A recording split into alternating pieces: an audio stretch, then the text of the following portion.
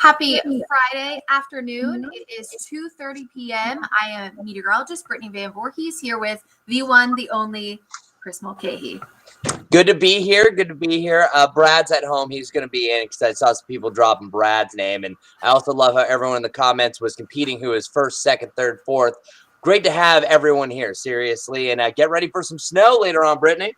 Yeah, actually, these are our latest winter weather alerts. So pretty much all of, it just popped up. It just populated. So we just got information from Brad that the winter weather advisory was going to be expanded to Charlotte and I-85 corridor. And you can actually see that just populating. So that looks like that includes Mecklenburg County.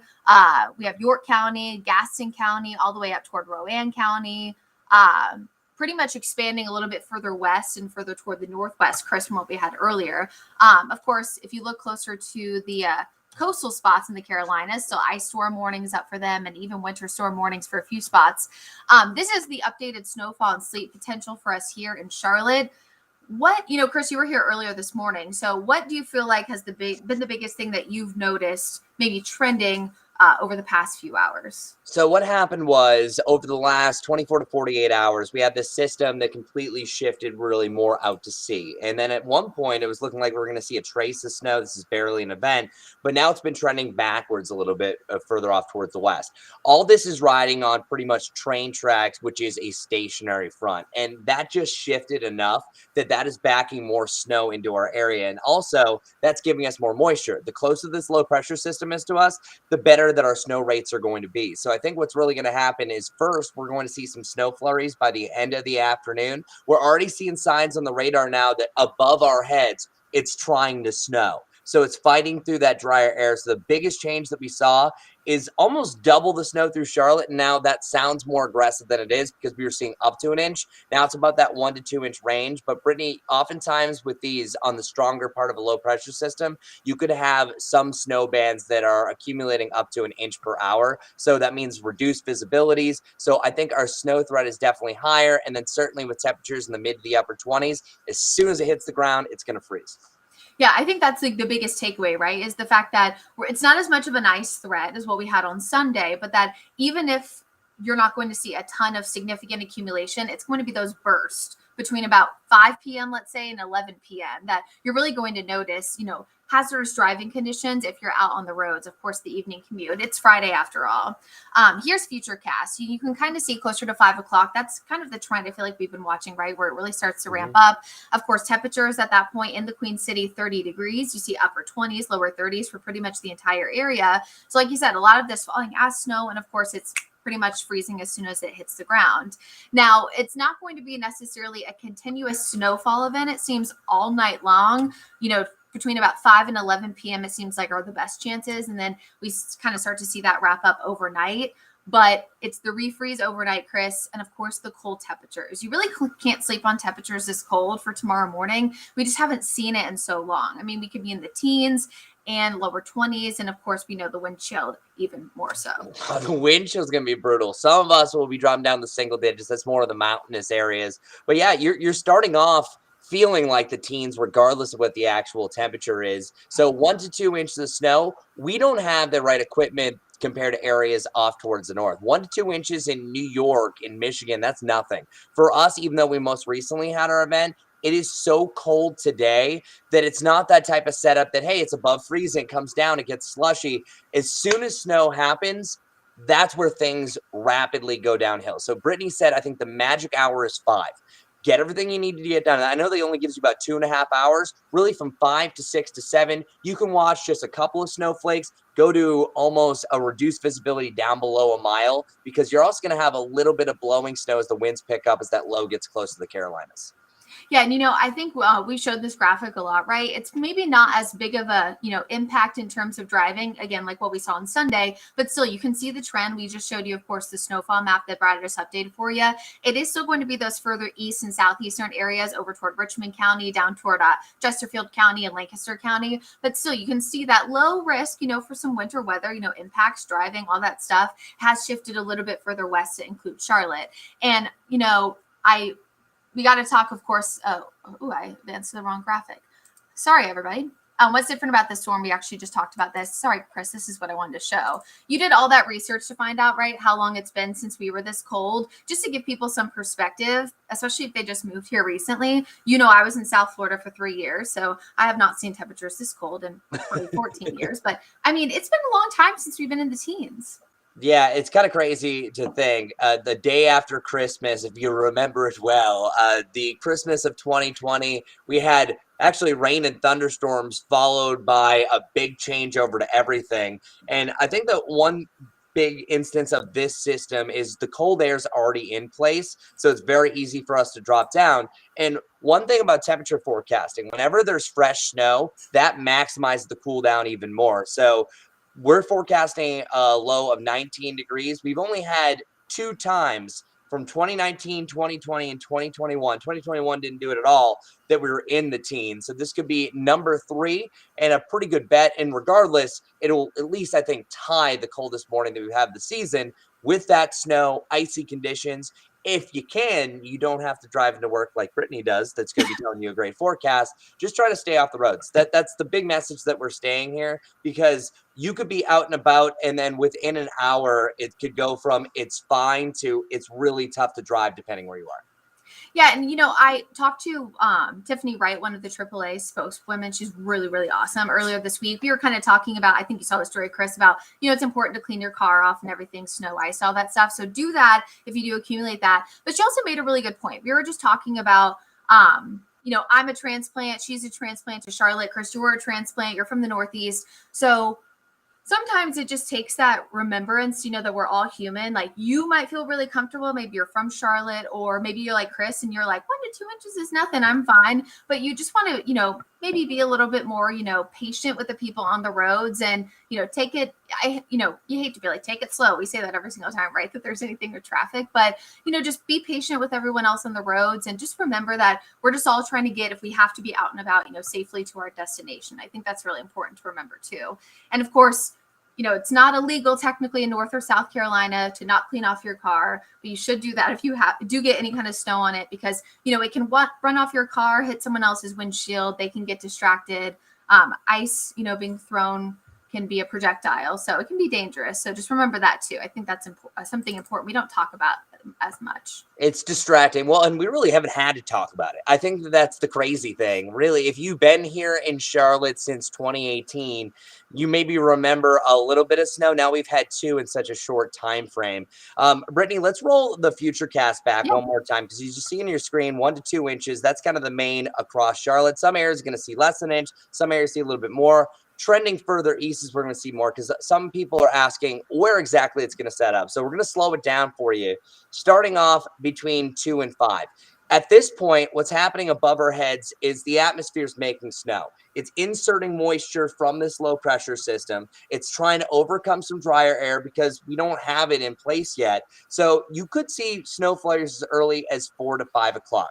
5 o'clock is the magic window that we're pinning, because after that, as Brittany is going to roll on, you can see that this snow field really starts to intensify. At that point, the low pressure system is starting to be just off the South Carolina coast. It's starting to expand, and you're starting to see those purples. That's representing a much higher snow rate. At that point, it's tough to see in front of you. It's rapidly sticking, rapidly accumulating. That means bridges, overpasses, on-ramps, off-ramps are especially getting slick.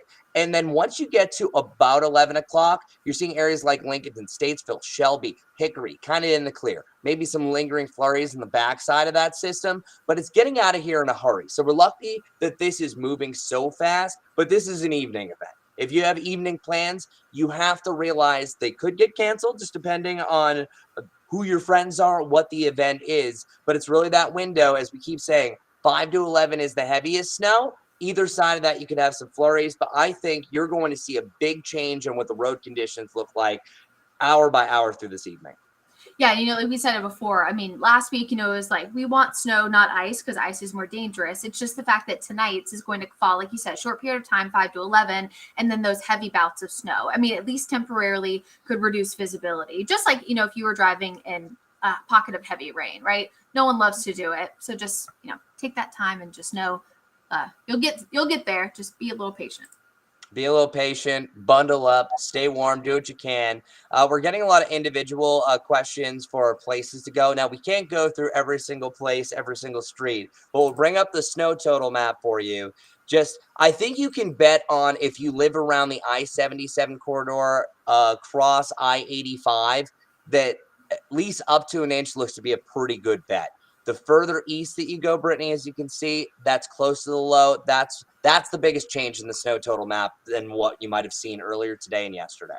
Yeah, it's just that little shift to the northwest. So it looks like about half of the Charlotte metro has kind of gone from the trace to 1 inch to about 1 to 2. And then, like you said, it's like eastern Lancaster County, Chesterfield County, all the way down toward Anson County, and then especially Richmond County, that we're really seeing that darker blue, which could indicate closer to 2 to 4. Good news here, Chris, is that most people who live around here, they want it to snow, right? So they're not too upset by a temporary change to bump those numbers up a little bit. We've been bumming you out for years. Seriously, the amount of people I feel like people have been almost brought to tears not seeing the snow. Well, you saw it before, but one thing that's really good for us, at least, this is not just a Charlotte storm. The good thing for us is we're avoiding the ice. But Brittany, with this storm, it's the ice potential of 1/4 to a 1/2 inch from Wilmington, Myrtle Beach, that this is not just a Carolina headline, it's a national headline of what could come from this storm across the Carolinas.